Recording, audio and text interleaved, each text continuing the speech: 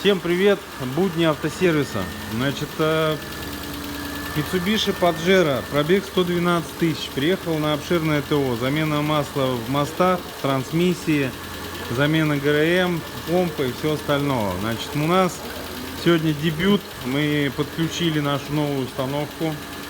Вот, можем показать вам сейчас, какое состояние масла в коробке данного автомобиля при пробеге 112 тысяч километров.